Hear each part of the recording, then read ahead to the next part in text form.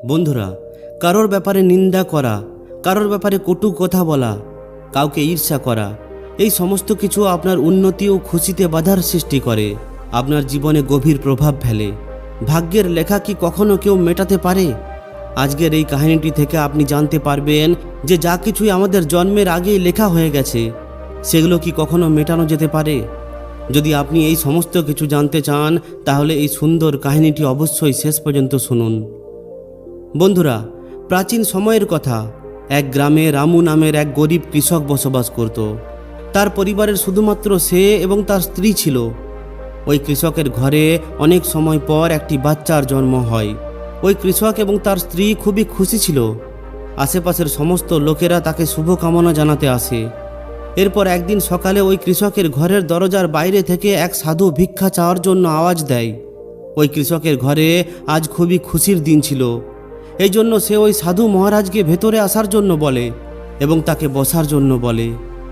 এরপর যখন সাধু মহারাজ ঘরের মধ্যে বসেন, তখন কৃষক বলে, হে মহাত্মা, আমার ঘরে অনেক দিন পর বাচ্চার জন্ম হয়েছে, আপনি দয়া করে এর নামকরণ করে দিন। এরপর ওই সাধু যখনই ওই বাচ্চাকে নিজের কোলে তোলেন, ঠিক তখনই তিনি দেখেন যে ওই বাচ্চার শরীরের মধ্যে একটি চিহ্ন রয়েছে, যেটা রাজযোগকে দর্শিত করে। সাধু ওই বাচ্চার শরীরের মধ্যে এই চিহ্নটি দেখে অবাক হয়ে যায়। এরপর ওই কৃষক যখন সাধুকে খুবই অবাক হতে দেখে, তখন সে সাধুকে জিজ্ঞাসা করে, হে মহাত্মা, কি ব্যাপার, আপনাকে এতটা উতলা দেখাচ্ছে কেন? তখন সাধু বলে, পুত্র, আমি উতলা নই, আমি তো খুবই খুশি, কারণ তোমার পুত্র খুবই ভাগ্যবান, তোমার পুত্রের ভাগ্যে রাজযোগ লেখা আছে। তখন কৃষক বলে, হে মহাত্মা, আমি আপনার কথাটি বুঝতে পারলাম না, আপনি কি বলতে চান? তখন সাধু বলেন যে তোমার পুত্র একদিন রাজা হবে, এর বিবাহ 16 বছর বয়সে এই রাজ্যের রাজকুমারীর সঙ্গে হবে। এরপর তোমার পুত্র এই রাজ্যের রাজা হয়ে উঠবে। ওই সাধুর কথা শুনে রামু খুবই খুশি হয়ে ওঠে। এরপর যখন গ্রামের সমস্ত লোকেরা এটা জানতে পারে যে রামুর পুত্র একদিন এই রাজ্যের রাজা হয়ে উঠবে, তখন ওই সমস্ত লোকেরা তাকে দেখার জন্য আসতে থাকে। এরপর একদিন ওই রাজ্যের রাজা একটি হরিণের শিকার করতে করতে জঙ্গলের অনেক গভীরে পৌঁছে যায়, কিন্তু তবুও রাজা ওই হরিণটিকে খুঁজে পান না। রাজা ওই হরিণটির পিছনে ছুটতে ছুটতে অনেক তৃষ্ণার্ত হয়ে পড়েন, কিন্তু রাজা তার আশেপাশে কোনো নদী কিংবা পুকুর দেখতে পান না, যেখান থেকে তিনি একটু জল পান করে তার তৃষ্ণা মেটাতে পারেন। রাজা অনেকক্ষণ ধরে ওই জঙ্গলের মধ্যে এদিকে ওদিকে ঘোরাঘুরি করতে থাকে। এরপর রাজা একটু জলের খোঁজ করতে করতে ওই গ্রামের মধ্যে পৌঁছে যান, যেখানে ওই রামু বসবাস করত। ঠিক তখনই ওই রাজার নজর এক মহাত্মার উপরে পড়ে। রাজা ওই মহাত্মার থেকে একটু জল চান। ওই মহাত্মা রাজাকে সেখানে বিশ্রাম করার জন্য বলেন এবং তিনি নিজের কুটিরের ভেতর থেকে জল আনার জন্য চলে যান। এরপর ওই মহাত্মা রাজাকে জল নিয়ে এসে দেন এবং রাজা ওই জল পান করেন। জল পান করার পর রাজা দেখেন যে অনেক মানুষ একত্রিত হয়ে কোথাও যাচ্ছে। রাজা মহাত্মাকে ওই সমস্ত লোকেদের ব্যাপারে জিজ্ঞাসা করেন। তখন ওই মহাত্মা বলেন যে ওরা সবাই রামুর ঘরে যাচ্ছে, কারণ তার ঘরে একটি খুবই ভাগ্যবান পুত্রের জন্ম হয়েছে এবং একজন সাধু বাবা তার ব্যাপারে ভবিষ্যৎবাণী করেছেন। তখন রাজা জিজ্ঞাসা করেন যে বাবা, এমন কি ভবিষ্যৎবাণী করেছেন যে কারণে সমস্ত লোকেরা সেখানে যাচ্ছে? মহাত্মা বলেন, ওই সাধু বাবা বলেছেন যে তার পুত্রের বয়স যখন 16 বছর হবে, তখন তার বিবাহ এই রাজ্যের রাজার পুত্রীর সঙ্গে হবে এবং তার পুত্র এই রাজ্যের রাজা হয়ে উঠবে। মহাত্মার এই কথা শুনে রাজার খুবই রাগ হয় যে একজন সাধারণ কৃষকের ছেলের সঙ্গে তার পুত্রীর বিবাহ কিভাবে সম্ভব। এরপর রাজা ওই মহাত্মাকে বলেন যে আমি এই রাজ্যের রাজা, আর আপনার কি মনে হয় যে একজন সাধারণ কৃষকের ছেলের সঙ্গে আমি আমার পুত্রীর বিবাহ দিয়ে দেব? তখন মহাত্মা বলেন, হে রাজা, যেটা ভাগ্যে লেখা আছে সেটা কেউ কখনোই মেটাতে পারবে না। রাজার নিজের ক্ষমতার উপর খুবই অহংকার ছিল। তিনি বলেন, হে মহাত্মা, আমি ভাগ্যের লেখাকে মিটিয়ে দেখাবো। তখন ওই মহাত্মা একটু হেসে বলেন, হে রাজা, আপনিও এখানে আছেন আর আমিও এখানেই থাকব, দেখাই যাক। রাজা মহাত্মাকে প্রণাম করেন এবং তিনি তার রাজমহলে ফিরে যান। রাত্রে রাজার ঘুম আসে না। তিনি এটাই ভাবতে থাকেন যে কোনোভাবে ওই সাধুর ভবিষ্যৎবাণীকে সত্যি হতে দেওয়া যাবে না। তাই পরের দিন রাজা তার ভেষ বদলে লোকেদের জিজ্ঞাসা করতে করতে ওই রামুর ঘরে পৌঁছায়। রাজা রামুর ঘরে পৌঁছে বাইরে থেকে তাকে আওয়াজ দেয়। রামু তার আওয়াজ শুনে ঘরের বাইরে আসে এবং তাকে জিজ্ঞাসা করে যে কে আপনি আর কি জন্য এসেছেন। রাজা বলে, আমি একজন শেঠ, আর আমার নিজের একটি কাপড়ের ব্যবসা আছে, আর আমি এই পাশের গ্রামেরই থাকি।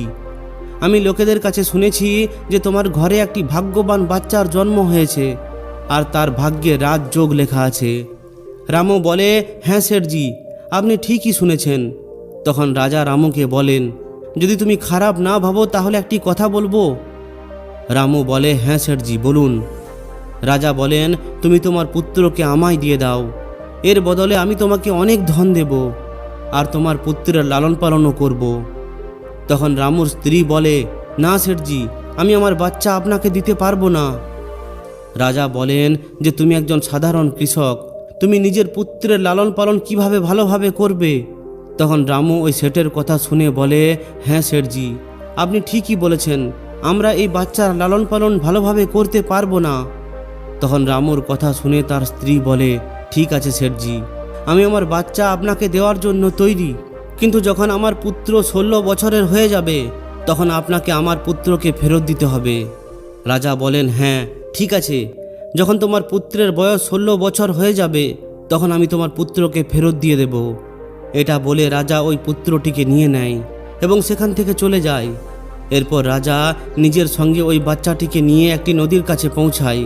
রাজা ভেবেছিল ওই বাচ্চাটিকে ওই নদীর মধ্যে ভাসিয়ে দেবে আর তার মৃত্যু হয়ে যাবে, কিন্তু ওই বাচ্চাটির অসহায় চেহারাটিকে দেখে তাকে ওই নদীতে ভাসিয়ে দেওয়ার সাহস হয় না।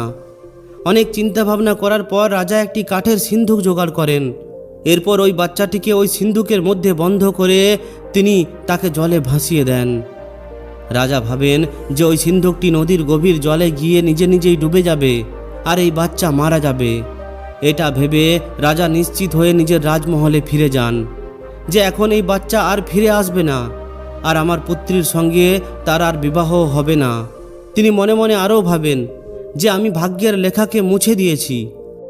ওদিকে ওই সিন্ধুক জলের মধ্যে ভাসতে ভাসতে নদীর একটি কিনারায় এসে পৌঁছায়, যেখানে একজন ধনী শেঠ সূর্য দেবতাকে জল অর্পণ করছিলেন। ওই শেঠ যখন সিন্ধুক খুলে দেখেন তখন তার মধ্যে একটি বাচ্চাকে দেখে অবাক হয়ে যায়। ওই শেঠের কোনো সন্তান ছিল না। শেঠ ওই বাচ্চাকে নিজের ঘরে নিয়ে যায়। শেঠের স্ত্রী ওই বাচ্চাটিকে দেখে খুবই খুশি হয়ে ওঠে। তিনি যখন শেঠকে জিজ্ঞাসা করেন যে এটা কার বাচ্চা, তখন শেঠ তাকে ওই বাচ্চাটির ব্যাপারে বলেন যে কিভাবে তিনি এই বাচ্চাটিকে নদীতে পড়ে থাকতে দেখেছেন। ওই শেঠ এবং তার স্ত্রী এই বাচ্চাটির জন্য ভগবানকে ধন্যবাদ জানান। এরপর ওই বাচ্চার ওই শেঠের বাড়িতে লালন পালন হতে থাকে। শেঠ ওই বাচ্চাটির নাম সূর্য রেখেছিলেন। ধীরে ধীরে 16 বছর কেটে যায়। সূর্য খুবই বুদ্ধিমান ছিল। একদিন এক শিক্ষক সূর্যকে পড়াচ্ছিলেন। শিক্ষক যা কিছুই তাকে জিজ্ঞাসা করছিলেন সূর্য সঙ্গে সঙ্গে তার উত্তর দিয়ে দিচ্ছিল। এটা দেখে ওই শিক্ষক সূর্যকে বলেন যে তুমি খুবই বুদ্ধিমান ও জ্ঞানী, তুমি আগামী দিনে অনেক বড় একজন ব্যক্তি হয়ে উঠবে। শিক্ষক সূর্যের প্রশংসা করছিল। ঠিক তখনই ওই রাজা সেখান দিয়েই পেরিয়ে যাচ্ছিলেন, যিনি অন্য একটি রাজ্যে কোনো কাজে যাচ্ছিলেন। রাজা যখন সূর্যের দিকে দেখেন তখন তিনি সেখানে থেমে যান। এরপর তিনি সূর্যকে জিজ্ঞাসা করেন যে হে পুত্র, তুমি কে আর তুমি কোথায় থাকো আর তোমার পিতার নাম কি? তখন সূর্য বলে, হে মহারাজ, আমি শেঠ হীরালালের পুত্র। এটা জিজ্ঞাসা করে রাজা সেখান থেকে চলে যান। নিজের কাজ শেষ করার পর রাজা যখন ফিরে আসেন তখন তিনি ওই শেঠ হীরালালের বাড়িতে যান এবং তিনি তাকে বলেন যে তোমার পুত্র খুবই বুদ্ধিমান ও জ্ঞানী। মহারাজের কথা শুনে শেঠ হীরালাল বলে ফেলেন, হে মহারাজ, আমি ওর আসল পিতা নই। আমি তো তাকে শুধুমাত্র লালন পালন করেছি, কিন্তু সে আমার কাছে নিজের পুত্রের থেকেও অনেক বড়। রাজা ওই শেঠ হীরালালকে বলেন যে এই ছেলেটি কি তোমার পুত্র নয়? তাহলে এই ছেলেটিকে তুমি কোথায় পেয়েছিলে? এরপর ওই শেঠ হীরালাল রাজাকে তার সমস্ত কাহিনী খুলে বলেন যে কিভাবে তিনি তাকে বয়ে চলা একটি স্রোতের মধ্যে একটি সিন্ধুক থেকে পেয়েছিলেন। যখন রাজা শেঠ হীরালালের কথা শোনেন তখন তিনি অবাক হয়ে যান। রাজা বুঝে যান যে এই ছেলেটি হলো সেই বাচ্চা যাকে আমি 16 বছর আগে নদীতে ভাসিয়ে দিয়েছিলাম। রাজা ও শেঠ হীরালাল এই সমস্ত কথাই বলছিলেন। ঠিক তখনই সেখানে সূর্য এসে পড়ে। রাজা সূর্যকে দেখার পর শেঠ হীরালালকে বলেন, শেঠজি, আমাকে একটি কাজে যেতে হবে। যদি আপনি নিজের ছেলের হাতে আমার একটি চিঠি মহারানীর হাতে পাঠিয়ে দেন, তাহলে আমি তাকে সোনার 50টি মোহর দেব। সূর্য এটা শুনে মহারাজকে বলে, হ্যাঁ মহারাজ, কেন নয়, আমি আপনার চিঠি অবশ্যই পৌঁছে দেব। রাজা ওই চিঠির মধ্যে চুপি চুপি একটি বার্তা লেখেন এবং ওই চিঠির ওপর একটি সিলমোহর লাগিয়ে দেন। এরপর ওই চিঠি সূর্যের হাতে ধরিয়ে দেন এবং তিনি বলেন যে এই নাও, এই চিঠিটি মহারানীর কাছে পৌঁছে দেবে। এরপর সূর্য ওই চিঠিটি নিয়ে বেরিয়ে পড়ে। সে একটি ঘন জঙ্গলের মধ্যে দিয়ে পার হচ্ছিল, আর হঠাৎ করে সে রাস্তা হারিয়ে ফেলে। তার রাস্তা খুঁজতে খুঁজতে রাত্রি হয়ে পড়ে। সূর্য রাত্রি কাটানোর জন্য একটি জায়গা খুঁজতে থাকে। ঠিক তখনই তার নজর একটি কুটিরের ওপর পড়ে। সূর্য ভাবে যে আমি আজকের রাত্রি এখানেই কাটিয়ে নিই। এটা ভেবে সে নিজের ঘোড়া থেকে নিচে নামে এবং ওই কুটিরের মধ্যে প্রবেশ করে। যখন সে ওই ঘরের মধ্যে যায়, তখন সে দেখে যে ওই ঘরের ভেতরে একজন বৃদ্ধ মহিলা খাবার তৈরি করছেন। বৃদ্ধ মহিলা সূর্যকে দেখে তাকে জিজ্ঞাসা করেন যে তুমি কে, আর বিনা অনুমতিতে কেন ভেতরে এসেছো? তখন সূর্য নিজের ব্যাপারে বলে যে সে রাস্তা হারিয়ে ফেলেছে, এই জন্য রাত্রি কাটানোর জন্য সে এখানে এসেছে। সূর্যের কথা শুনে ওই বৃদ্ধ মহিলাটির তার উপর দয়া হয়, কিন্তু এরপর ওই বৃদ্ধ মহিলা সূর্যকে বলেন যে হে পুত্র, তোমার এখানে থাকাটা ঠিক নয়, কারণ এটা হলো ডাকাতদের আড্ডা। এক্ষুনি কিছুক্ষণের মধ্যেই ডাকাতেরা চলে আসবে। যদি তারা তোমাকে এখানে দেখে নেয়, তাহলে তোমার খুবই সমস্যা হয়ে যাবে।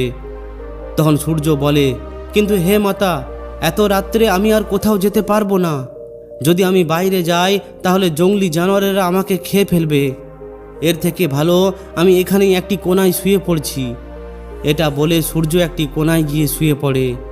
কিছুক্ষণ পর ডাকাতেরা ওই ঘরের মধ্যে আসে। ডাকাতেরা যখন ঘরের বাইরে ওই ঘোড়াটিকে দেখে, তখন তারা ওই বৃদ্ধ মহিলাটিকে তার ব্যাপারে জিজ্ঞাসা করে। এরপর বৃদ্ধ মহিলাটি বলেন যে এর নাম হলো সূর্য। ছেলেটি খুবই ভালো মনের মানুষ, আর সে একটি কাজে রাজার কাছে যাচ্ছে। ডাকাতেরা যখন এটা শোনে, তখন তাদের একটু সন্দেহ হয়। তারা রাজার স্বভাবের ব্যাপারে জানতো, এই জন্য তারা সূর্যের পকেট থেকে ওই চিঠিটি বের করে এবং সেটাকে পড়তে শুরু করে। এরপর যখনই ডাকাতেরা ওই চিঠিটি পড়ে, তখন তারা সমস্ত কিছু বুঝে যায়। বৃদ্ধ মহিলা তাদের জিজ্ঞাসা করেন যে চিঠির মধ্যে কি লেখা আছে। তখন তাদের মধ্যে থেকে এক ডাকাত বলে যে এই চিঠির মধ্যে লেখা আছে যে যখনই এই ছেলেটি তোমার কাছে পৌঁছাবে, তখনই একে মেরে ফেলে দূরের কোনো জায়গায় পুঁতে দেবে। এই কাজটি আমার পৌঁছানোর আগেই হয়ে যাওয়া চাই। ওই বৃদ্ধ মহিলা যখন এই কথাটি শোনেন, তখন তিনি বলেন যে এই রাজা কত ধূর্ত, যার হাতে চিঠি পাঠাচ্ছে তাকেই মেরে ফেলার আদেশও দিচ্ছে। এটা ভেবে ওই বৃদ্ধ মহিলা ভাবেন যে আমাকে এই নির্বোধ বালককে বাঁচাতে হবে। তিনি ওই ডাকাতদের এই কথার ব্যাপারে বলেন। এরপর ওই ডাকাতেরা ওই চিঠি বদলে ফেলে এবং আবার সেটা ওই সূর্যের পকেটে রেখে দেয়। এরপর ওই ডাকাতেরা সেখান থেকে চলে যায়। সকাল হতেই সূর্য ঘুম থেকে ওঠে এবং বৃদ্ধ মহিলাকে ধন্যবাদ জানিয়ে সেখান থেকে চলে যায়। সূর্য কিছুক্ষণ পরেই রাজমহলে পৌঁছে যায় এবং সে ওই চিঠিটি মহারানীর হাতে তুলে দেয়। মহারানী যখন চিঠিটি পড়েন, তখন তার মধ্যে লেখা ছিল যে এই ছেলেটি খুবই বুদ্ধিমান ও জ্ঞানী। এই ছেলেটি হলো রাজকুমারীর সঙ্গে বিয়ে দেওয়ার উপযুক্ত পাত্র। এই জন্য আমি আসার আগেই তুমি এর সঙ্গে রাজকুমারীর বিবাহ করিয়ে দাও। মহারানী ভাবতে থাকে যে এমন করে কিভাবে মহারাজ কোনো একটি অচেনা ছেলের সঙ্গে রাজকুমারীর বিবাহ করিয়ে দিতে বললেন। কিন্তু এরপর তিনি দেখেন ওই চিঠির মধ্যে রাজার সিলমোহর লাগানো ছিল। এই জন্য এই ছেলেটি মিথ্যা বলতে পারে না, তাই তিনি রাজকুমারীর বিবাহ ওই ছেলেটির সঙ্গেই করিয়ে দেন। কিছুদিন পর যখন রাজা ফিরে আসেন, তখন তিনি জানতে পারেন যে তার পুত্রের বিবাহ ওই বালকের সঙ্গে হয়ে গেছে। এটা শুনেই রাজা রেগে লাল হয়ে যায়, আর তিনি মহারানীকে জিজ্ঞাসা করেন যে তুমি এমনটা কেন করলে? তখন মহারানী বলেন, হে মহারাজ, যেমনটা আপনি চিঠিতে লিখেছিলেন আমি ঠিক তেমনটাই করেছি। এরপর রাজা মহারানীকে ওই চিঠি দেখানোর জন্য বলেন। এরপর যখন মহারানী তাকে চিঠিটি দেখান, তখন রাজা ওই চিঠিতে অন্য কিছু লেখা দেখতে পান। এটা দেখে রাজা নিজের সৈন্যদের রেগে গিয়ে বলেন যে যাও, ওই সূর্যকে ধরে নিয়ে এসো। সৈন্যরা সঙ্গে সঙ্গে যায় এবং সূর্যকে ধরে নিয়ে আসে। এরপর রাজা খুবই রেগে গিয়ে তাকে বলেন যে তুমি ধোঁকা দিয়ে আমার পুত্রীকে তো বিবাহ করে নিয়েছো, কিন্তু আমি তোমাকে আমার জামাই হিসাবে কখনোই স্বীকার করব না। সূর্য রাজার এই কথা শুনে বলে, কিন্তু মহারাজ, কিন্তু আমি তো আপনার সঙ্গে কোনো ধোঁকাই করিনি। তখন রাজা বলেন, তুমি আমাকেও বোকা বানাতে চাও, আমি তোমাকে কখনোই নিজের জামাই হিসাবে স্বীকার করব না। তাদের দুজনের মধ্যে এই সমস্ত কথাই চলছিল। ঠিক তখনই এক সৈন্য রাজাকে এসে বলে যে হে মহারাজ, বাইরে একজন মহাত্মা এসেছেন, যিনি আপনার সঙ্গে এক্ষুনি দেখা করতে চান। রাজা ওই মহাত্মাকে ভেতরে আসার অনুমতি দেন। এরপর যখন ওই মহাত্মা ভেতরে আসেন তখন রাজা তাকে প্রণাম করেন এবং তার এখানে আসার কারণ জিজ্ঞাসা করেন। মহাত্মা বলেন, হে রাজা, আমার মনে হয় তুমি আমাকে চিনতে পারোনি। রাজা বলেন, না মহারাজ, আমি আপনাকে চিনতে পারিনি। মহাত্মা বলেন যে আমি হলাম সেই ব্যক্তি যাকে তুমি আজ থেকে 16 বছর আগে ভাগ্যের লেখা মুছে দেওয়ার কথা বলে এসেছিলে। যখনই মহাত্মা এই কথা বলেন তখনই রাজা চমকে যান, তার সমস্ত কিছু মনে পড়ে যায়। মহাত্মা একটু হেসে বলেন, কি রাজামশাই, ভাগ্যের লেখা কি আপনি মুছে দিয়েছেন? তখন রাজা বলেন, না মহাত্মা, আমি ভাগ্যের কাছে হেরে গেছি। মহাত্মা বলেন যে হে রাজা, ভাগ্যের কাছে কেউ জিততে পারে না, এই জন্য এখন সূর্যকে নিজের জামাই হিসাবে মেনে নাও আর নিজের রাজপাট তার হাতে তুলে দাও। তখন রাজা বলেন, হে মহাত্মা, যেমনটা আপনি চাইছেন ঠিক তেমনটাই হবে। এরপর রাজাকে বুঝিয়ে ওই মহাত্মা সেখান থেকে চলে যান আর রাজা সূর্যের কাছে ক্ষমা চান এবং তার সমস্ত রাজপাট তার হাতে তুলে দেন। তো বন্ধুরা, কেমন লাগলো এই ভিডিওটি অবশ্যই কমেন্টে জানান। যদি ভিডিওটি ভালো লাগে তাহলে অবশ্যই একটি লাইক ও শেয়ার করে দিন। আর যদি এই ধরনেরই আরও শিক্ষামূলক ভিডিও পেতে চান তাহলে আমাদের এই চ্যানেলটিকে অবশ্যই সাবস্ক্রাইব করে নিন। ধন্যবাদ।